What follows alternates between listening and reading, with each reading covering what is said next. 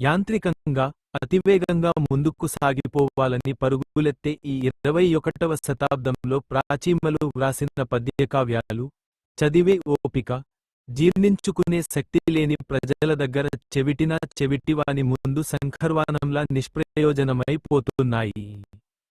అందుకే వాటిని వచనంలో, అందులోనూ వ్యావహారిక భాషలో వ్రాసి వారికి అందిస్తే కొంతమందైనా చదివి అర్థం చేసుకుని మంచి చెడ్డల్ని గ్రహించే అవకాశం ఉంది.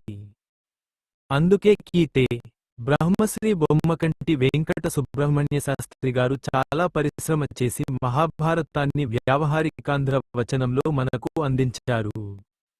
ఇప్పుడు మళ్లీ రాజమహేంద్రవర వాస్తవ్యులైన శ్రీ గొల్లపూడి వీరాస్వామి సన్వారు ఈ వ్యావహారికాంధ్ర వచన మహాభారతాన్ని తమ పుస్తక ప్రచురణ సంస్థ ద్వారా పాఠకలోకానికి అందిస్తూ సాహిత్య సేవ చేస్తున్నారు.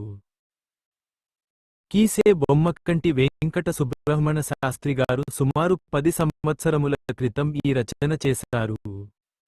300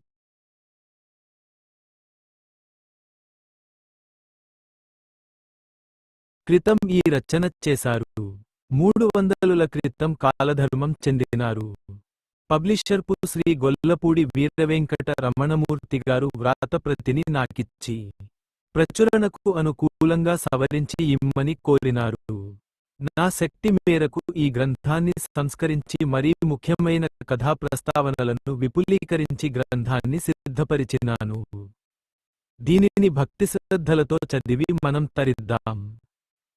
వీరు ఇటువంటి ఉత్తమ గ్రంథాలు ప్రచురించి లోక కళ్యాణం కోసం పాటుపడుతున్న ఈ సంస్థ చిరకాలం వర్ధిల్లాలని, మరిన్ని ఉత్తమ గ్రంథాలు వీరికి కావాలని ఆకాంక్షిస్తున్నాను.